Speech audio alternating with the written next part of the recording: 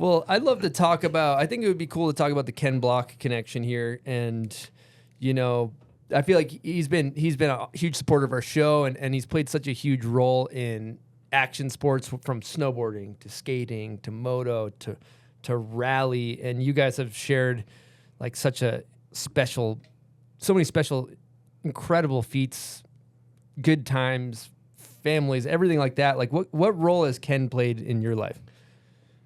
A lot of different roles, actually.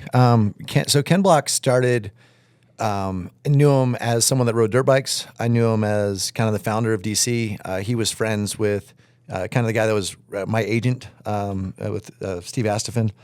And ironically, our paths kind of crossed when, I think 2003, 2004, I was Puma, which was my paying sponsor, and I was Alpine Star, which was the sponsor that made the best boots, and my ankles were crap because I always broke everything.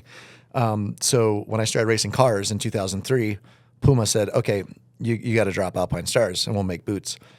And I said, no, I'm going to stick to Alpine Stars. And that was a week before X Games. So basically, most of my income was coming from Puma shoes.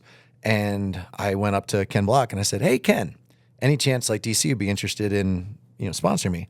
He said, well, I am the best redneck rally car driver in the world. And not that Ken's really redneck, but he's like, like every other redneck thinks that they're the best rally driver in the world. And he's like, just introduce me to your team. He goes, I want to race rally. And I just started to get into it. I said, done deal. And slapped a big old DC sticker on the motorcycle and went out, and we went to Team O'Neill's rally school and Vermont Sports Car. Ken paid for his ride. I paid for all the crashes, which was a lot of my ride. And we slowly started building up U.S. Rally, and he got the rally into X Games. We became teammates on Subaru. Shortly after that, he won actually his first U.S. Rally win, like professional rally win. He got before I got my first win. So he really adapted quickly, and he proved that he wasn't just, some rich guy coming in. This is a guy that he loved moto, he loved skate, he loved snow, he loved competition, he loved driving cars. And it was something that everyone was pretty shocked with at first. And then he goes and he starts basically hiring, and so he sells DC, but still kind of runs DC. And he started hiring guys like, Niall McShay was one of the best for coaching, and David Higgins, and even Colin McRae, who was, legend we were talking about earlier. And he's spending almost all the money that he made on DC to become this rally driver. And he was trying to convince sponsors. He's like, oh, I just want to go have fun. I want to build the fastest car. I want to build something so cool and unique. And we're going to do like a video of just like skill driving. And I remember everyone just like kind of like, I don't really get it. And Greg Godfrey, like he wanted us to put it in Nitro Circus, like the DVD series. And Godfrey was like, it's okay. It's our audience is, they're motorcycles. It's not going to relate.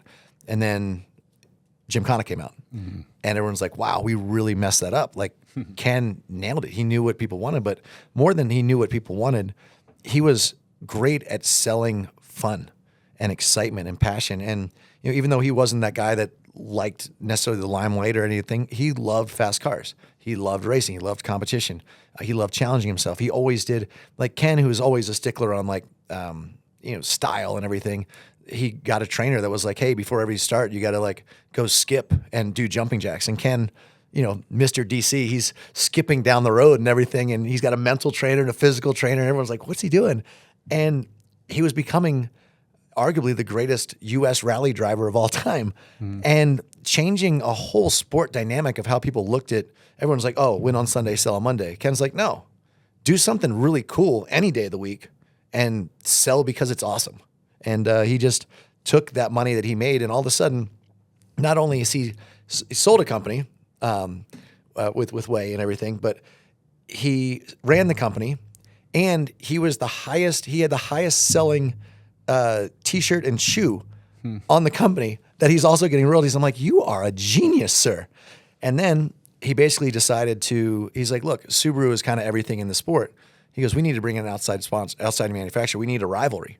And he went to Ford strictly to bring in another manufacturer, so that all of a sudden now and he brought in up and coming kids, and everyone's like, oh, well, Ken took the rides. I'm like, no, Ken built the sport, and he even built drivers like me. He made me like put me on a pedestal. So then when he kicked my ass, that automatically put him on a pedestal without him building himself at all.